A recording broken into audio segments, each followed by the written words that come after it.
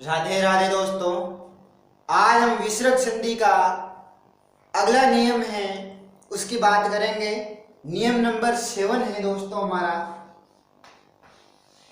नियम नंबर 7 कहता है दोस्तों, यदि अ के बाद में विसर्ग है, प्रथम शब्द की अंतिम ध्वनि अ है, अ के बाद में विसर्ग है और प्लस के बाद में अ है, तो इस प्रकार के नियम में अनुग्रह चिन्ह का ओ का निर्माण तथा इस प्रकार ओ का आगमन वे इस चिन्ह का यानी जिसको अनुग्रह चिन्ह बोला जाता है, इस प्रकार को है ना, आगमन होगा है ना, और विसर्ग का लोप, विसर्ग का लोप होगा। दोस्तों हम एग्जाम्पल लेते हैं इसका। मन्हे प्लस अनुकूल। तो दोस्तों इसमें क्या हुआ, मन्हे प्लस अनुकूल के अंदर यहाँ पर अ है, अ के बाद में विसर्ग है, व्यंजन के साथ में हम स्वतंत्र नहीं होते हैं, व्यंजन के साथ में स्वर मिल रखा होता है। ए के बाद में विसर्ग है, प्लस के बाद में अ है, तो क्या हो जाएगा हमारा दोस्तों, यहाँ पर ओ का आगमन होगा, यहाँ पर ओ का आगमन होगा और इस प्रकार चिन्ह का ओ के बाद में इस प्रकार के चिन्ह का क्या आएगा, अनुग्रह चिन्ह का निर्माण होगा। तो यहाँ पर मन और यह अ है, इसमें मिल जाएगा तो नुकुल। तो हमारा एग्जाम्पल क्या हो गया दोस्तों, मनोनुकूल है ना। तो दोस्तों इस अनुग्रह चिन्ह को हिंदी के अंदर सही प्रयोग नहीं करते है ना, तो यहाँ पर इसका प्रयोग नहीं करने के कारण इस शब्द को इस प्रकार से बना दिया, जो वास्तव में शुद्ध शब्द इसको नहीं माना जाता है। ये दोस्तों अशुद्ध शब्द है, इसमें एक अनुग्रह चिन्ह है, लगाना जरूरी है ना। इसी प्रकार से दोस्तों मन्हे प्लस अभिलाषा, यहाँ पर प्रथम शब्द है, इसकी अंतिम ध्वनि अ है, अ के बाद ने के बाद में अ है, क्योंकि ने के अंदर ए मिल रखा है ना, और यहाँ पर विसर्ग है और प्लस के बाद में अ है, तो यहाँ पर नियम कह रहा है ओ का आगमन होगा, अनुग्रह चिन्ह का निर्माण होगा। तो ये है हमारा बन गए दोस्तों मनो विलासा।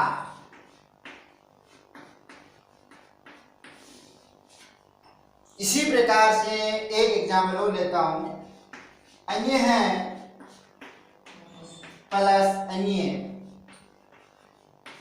तो ओ का निर्माण आगमन होगा, अन्यो नीय।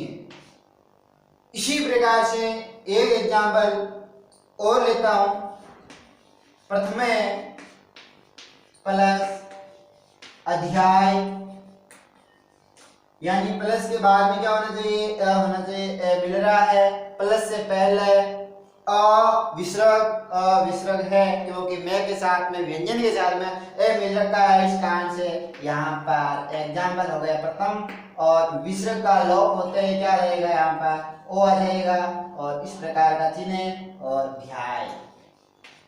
ये हो गया हमारा प्रथमो अध्याय। ये नियम हुआ दोस्तों हमारा 7 नंबर। 8वां नियम कहता है दोस्तों,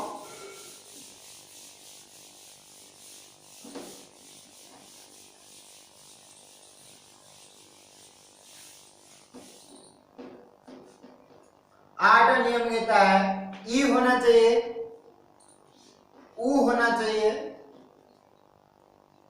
या अ होना चाहिए, और प्लस के बाद में स्वर होना चाहिए, या तीसरा, चौथा, पांचवा वर्ग का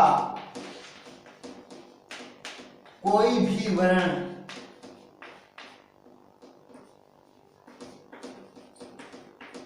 आए,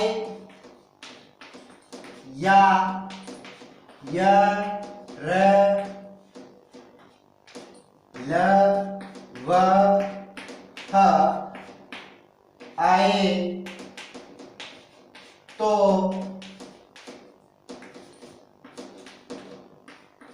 रे का हलंत का रे ध्यान रखना, आगमन होगा। नियम कहता है ई, उ, अ प्लस के बाद में स्वर, तीसरा, चौथा, पांचवा प्रकार का कोई भी वर्ण आए या यर, लव, है तो रे का क्या आएगा, आगमन आएगा। दोस्तों तीसरा, चौथा, पांचवे की बात करते हैं, वर्ण कौन कौन से हैं ध्यान से समझने की कोशिश करिएगा।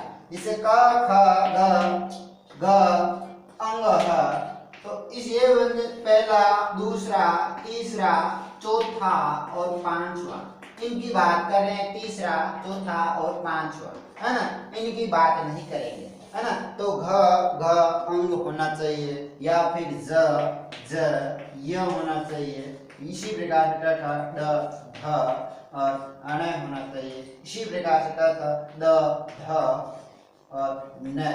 ये हो गए दोस्तों हमारा तीसरा, ये हुआ चौथा और ये हुआ पांचवा वर्ण का। कोई भी हो सकता है, तो ये नियम क्या कहता है। तो दोस्तों इसके एग्जाम्पल लेते हैं, वही प्लस आगमन, तो यहाँ पर ई है, ई के बाद में विसर्ग होना चाहिए, ए के बाद विसर्ग, उ के बाद विसर्ग होना चाहिए, है ना। विसर्ग की पढ़ते हैं हम, है ना, तो विसर्ग की पढ़ रहे हैं तो इसे विसर्ग लगाए नहीं, है ना। तो यहाँ पर क्या है, विसर्ग है और ई है, तो यहाँ पर क्या हो गया दोस्तों, इस कंडीशन में आ है, प्लस के बाद में क्या है आ, और आ क्या हो गया हमारा, स्वर हो गया। क्या हो गया, स्वर हो गया। इसी कारण से ये यहाँ पर क्या होगा, रे का आगमन, वो भी रे का आधा रे, है ना। तो वही आधा रे आगमन और आ इसमें मिल जाएगा, है ना, क्या मिल जाएगा, आ इसमें मिल जाएगा। तो यहाँ पर हमारा क्या हुआ दोस्तों, वही और विसर्ग का लोप होगा, है ना। यहाँ पर विसर्ग का सभी नियम में लोप ही होता है दोस्तों। तो बहिर है, बहिर के अंदर आ इसमें मिलेगा तो होगा बहिरा गमन। इसी प्रकार से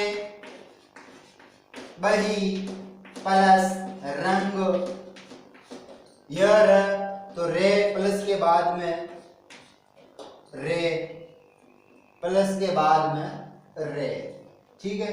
और प्लस के बाद में, प्लस से पहले ई, ई विसर्ग, तो यहाँ पर रे का आगमन और रंग बही। अब यहाँ पर पूरा रे है और इससे पहले आधा रे, व्यंजन के बाद पहले यदि आधा रे होता है तो ये यहाँ पर, और व्यंजन हो आधा रे के बाद में तो रेप में चला जाता है, तो इसको इस प्रकार से लिखा जाएगा बहिरे रंग, है ना, रेप में चला जाएगा, रे ऊपर चला जाएगा आधा। इसी प्रकार से अगला एग्जाम्पल लेता हूं, धनु हूं प्लस धर, तो यहाँ पर उ है, ये उ के बाद में विसर्ग है, उ के बाद में विसर्ग होना चाहिए और प्लस के बाद विसर्ग का लोप हो जाएगा और रे का आगमन हो गया। ध, त, थ, ध, ध यहाँ पर मिल रहा है दोस्तों, है ना। ये जो चौथा वर्ण का व्यंजन है, तो धनु और ध और थे आएगा, रे का आगमन, तो रे है, रे इसके बीच में आधा रे है, तो आधा रे और यहाँ पर व्यंजन होने के कारण ये इसके बाद वाले कौंधे पर चढ़ जाएगा, जो मैंने फर्स्ट वीडियो वर्ण विचार के अंदर इसके बारे में विचार किया था। धनुर्धर इस प्रकार से एग्जाम्पल बन गया, है ना। इसी प्रकार से धनु प्लस ज्ञान, यहाँ पर दोस्तों याद रखना ये है, ये जो जे और ये से मिलकर बना होता है, तो यहाँ पर जे मिल रहा है, तो द्वितीय शब्द की प्रथम ध्वनि क्या है, यहाँ पर जे है, क्या है, जे है, तो यहाँ पर क्या हो गया दोस्तों, धनुर ज्ञान, रे आ गया दोस्तों। यहाँ पर रे आधा रे को इस प्रकार से लिखा जाता है ना, रेप में चला जाता है ना।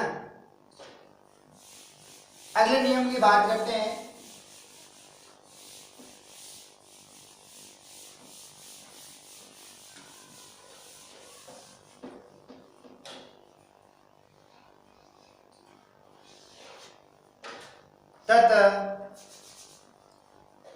ये नियम कहता है ए के बाद में प्लस के बाद में ई होना चाहिए, आ होना चाहिए, ऊ होना चाहिए या अ होना चाहिए।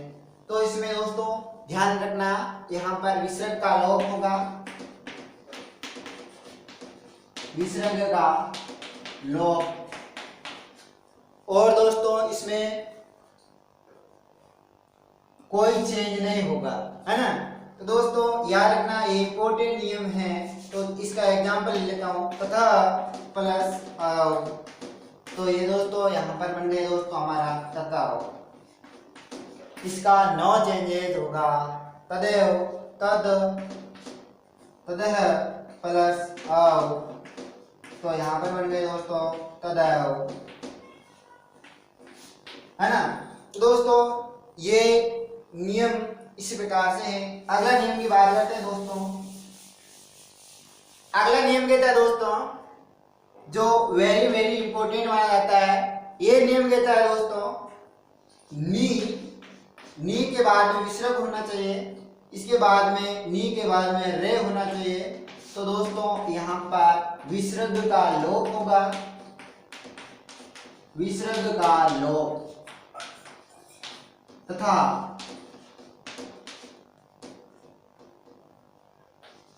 ई का बड़ी ई बनेगी। ई है जो क्या होगा, बड़ी ई का निर्माण होगा, है ना। यहाँ पर जैसे एग्जाम्पल है, नी प्लस रंग,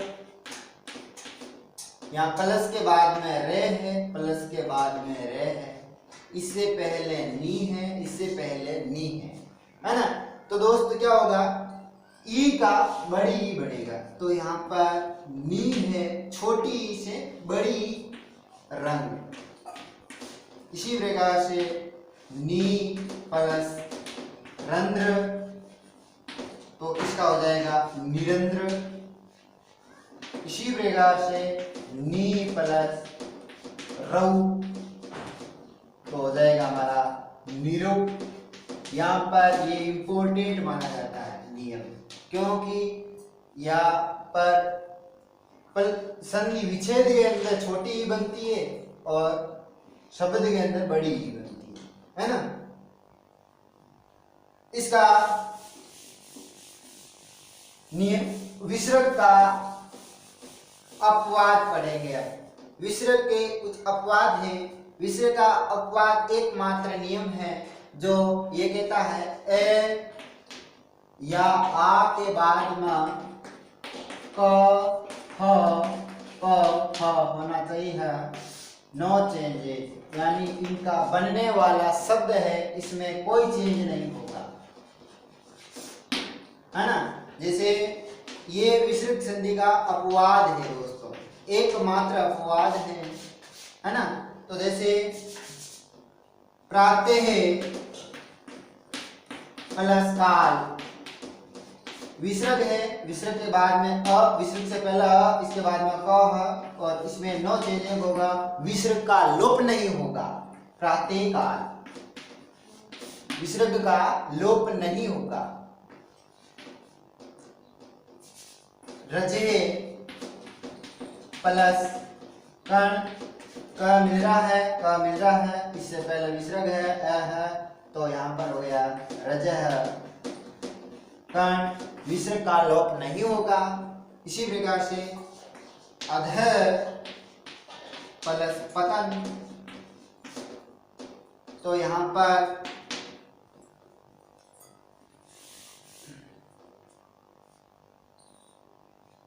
अध पतन ही लिखेगा, हम इसको अधोपतन नहीं लिखना है, अधोपतन ये अशुद्ध शब्द के अंदर गिना जाता है। वेरी वेरी इंपॉर्टेंट नियम, ये हुए दोस्तों हमारा विशेष संधि के पूरे नियम। अगले सेशन में हम समास की बात करेंगे। धन्यवाद दोस्तों, आज के सेशन में इतनी ही बात करेंगे।